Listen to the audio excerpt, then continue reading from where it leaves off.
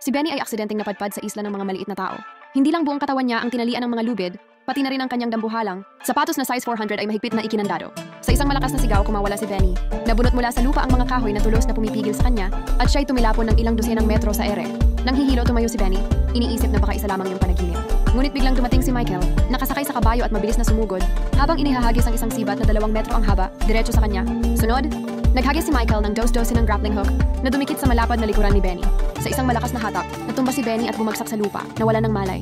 Pagmulat ng kanyang mga mata, natagpuan ni Benny ang sarili na muling nakatali, ngayon ay nakapulupot na sa isang karwahe. Habang ipinaparada siya sa lungsod, nagtitipon ng mga taong nanonood. Tinitingnan si Benny na para bang isa siyang kakaibang nilalang mula sa ibang mundo. Pagdating nila sa tarangkahan ng palasyo, itinayo nila siya. Maging ang matalinong prinsesa ay hindi pa kailanman nakakita ng napakalaking nilalang tulad niya. Kinabukasan, dinala si Benny sa parke, ikinabit sa karwahe at pinapahila sa bukirin. Ngunit biglang sinalakay ng kaaway ang kaharian. Nag-alingaw-ngaw ang mga alarma sa himpapawid. Nang marinig ang sirena, mabilis na kinuha ni Michael ang mga kontrol at itinuro kay Benny pabalik sa palasyo.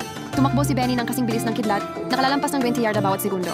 Pagdating, inutusan siya ni Michael na humiga. At mula sa kanyang likuran, tumalon si Michael ng paatras.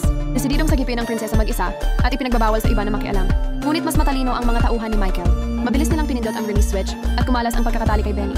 Sa kritikal na sandali, dumating si Benny ng tama sa oras. Sa pamamagitan ng 2 daliri, dinampot niya ang mga kaaway, iniikot sa ere at sabay padlak, itinapon sa ilog, at madali niyang nailigtas ang prinsesa. Pagsapit ni Michael, ligtas na ang prinsesa at nasa maayos na kalagayan. Ngunit hindi pa man siya naibaba ni Benny. Muling umalingaw-ngaw ang alarma. Ngayon naman ay dahil sa apoy. Nasusunog ang palasyo at ang hari ay natrap sa loob.